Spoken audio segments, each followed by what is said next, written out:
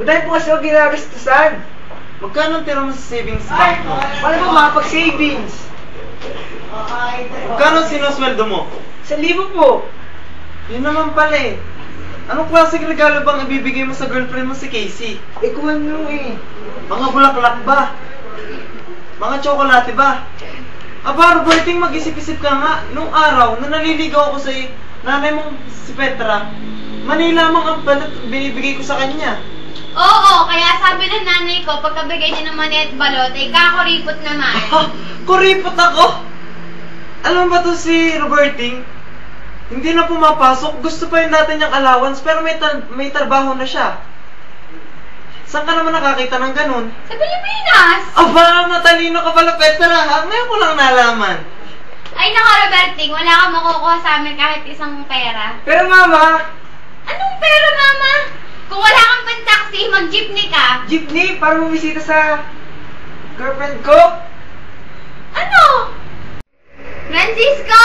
Ha, ano yun? Hindi ikaw ang alila ang tinatawag ko. Demonstress namang alila yan. Bakit ba kailangan kapangalan ko pa? Didispatchahin ko na siya dahil nabahin ka naman ng pinggan. Pinggan ko na naman. Di ba pwede sa'yo na lamang? Okay, Roberting. Okay, Nena. Bakit ba lagi sa akin na lang? Napakatanga naman talaga niyang alilang yan. Kanina na naman pinggan ang nabasag mo? Ginagawa mo ba ang pinapagawa ko sa iyong kartelyo? Alin po yung kailangan ng isang mutsatso? Oo, Don Francisco. Hindi pa po. Ano hindi pa? Nakalimutan ko po. Aba! Kailan mo balak gawin yun? Naalala ko na po ngayon. Nasaan si Nena? Nasa kwarto niya, natutulog. Alas 11 na, natutulog pa siya. Hindi bale, linggo naman. Nagsimba ba siya? Damdam ko, nagsimba na siya kaninang alas 5. Kung kayo nagpunta siya sa party nang wala siyang chaperon, kauna-unahang pangyayari. umaasa akong walang nangyari sa'yo. Ano ba sinasabi mo mangyayari? Di ba napag-usapan na natin yan kahapon? Ngunit, hindi ko lubos na maisip na ang isang babaeng Pilipina ilalabas ng walang isang kasamang chaperon. Hindi na naman si Fred na kasama niya. Kasama din yung suluting at Pero- sinalita, pati ba na ng kaibigan? Pero simula nang dumating yung dalawang yun dito, galing sa Amerika, kung ano nung kalokohan na yung tinuturo nila kay Nena. Hindi naman yun ganun kagrabe. Francisco! Tapos na ba iyan? Kay Dali? Opo, kagabi pa po. Kagabi? Opo. Nakalimutan ko lang po sa kanila guys. Stupidong tao ito. Patingin nga! Kailangan isang muchacho. O sige, lagay mo na sa bintana. Francisco, hindi yan! Sa labas ng bintana! Francisco, bakit ba tayo nagkapareho ng pangalan? Gaya ng sinabi ko sa'yo, Francisco. Ako ba ang kinakausap mo o ang alila? Ano ginagawa mo riyan? Nandun sa kusina! Ano ba sinasabi mo? Sabi ko, napaka-unfair mo kay Nena. May edad na siya.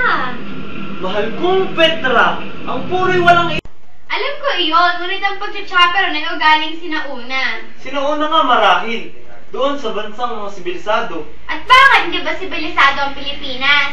Sa kalagayan ay oo, ngunit sa kaugalian, ay hindi pa. Ay nako, Francisco, kung maririnig ka lang ng dakila nating bayani na si Saturnino Balagtas.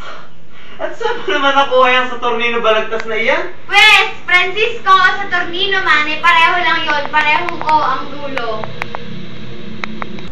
Oo nga. Kaya nga, pag tinatawag mo ako, ay ang alila ang nalapit. Sa paano mang paraan ay kaya mag-ingat ng ating mga babae sa kanilang sarili. Natitiyak mo ba? Oo, lalo na kung sila edukada. Tulad ng ating si Nena, siya ay senyor na sa mechanical engineering sa UP. Iyan ba'y garantyang hindi na matitisod sa moralidad? Matitisod sa moralidad ako, Francisco, kaya eksaherado mo naman. Hindi tayo nagkakaintindihan yan, Petra eh. Kung may disiplina ang isip, paghaharian ng puso ang isip. Hindi. Kapag hindi ka nag-iingat niyan, ang anak nating si Nena, ay mahuhulog sa malalim na dagat. Ay nako, napakamatatakotin mo talaga, Francisco. Tawag niyo po ako, senyora. Hoy, loko! Opo, senyorito. Hindi ako senyorito. Ako'y asawa ng inyong senyora. Kaya dapat ang itawag mo sa akin ay senyor.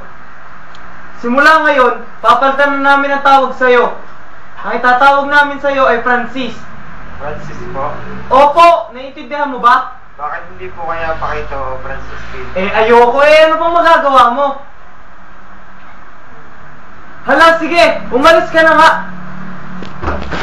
Papa, wala mo akong taxi! Aba, sabi ng mama Petra mo yun, sumakay ka na lamang sa jeep ah. Ngunit nadalamin ko ang girlfriend ko. Tumawag siya, kinanamin mo, sabi importante daw. Roberting, pumunta ka ba sa party kagabi? Opo, kasama ko po si Casey.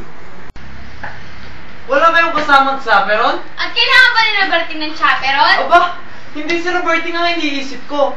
Ang iniisip ko yung kasama niyang babae. Ay nako, kung mag-iinit lang ang ulo mo, pupunta lang ako sa kusina at pagluluto ko kayo ng tuyo at lugaw. Tuyo at lugaw!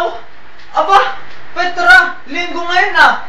Pag mainit ang ulo ko, ay tama ng tuyo at lugaw ang pakain sa inyo. Opo, Papa! Opong ano? Magkasama kami ni Casey sa party kagabi at saka nag-iisa kami sa sala. Aba, Roberting, mag-isip-isip nga kayo. Kayo mga makabagong bata ngayon. Alam mo ba, nung naliligaw ako sa mga Petra mo, nung dumadalaw ako sa kanila, o magkakasama kami sa sala, kasama ang kanyang ama, ina, at mga kapinsan, pati na rin kapatid niya. Bakit po daming tao? Kasi nung panahon ngayon, maingat kami sa puri ng mga babae. Dati po yun, iba na po ngayon.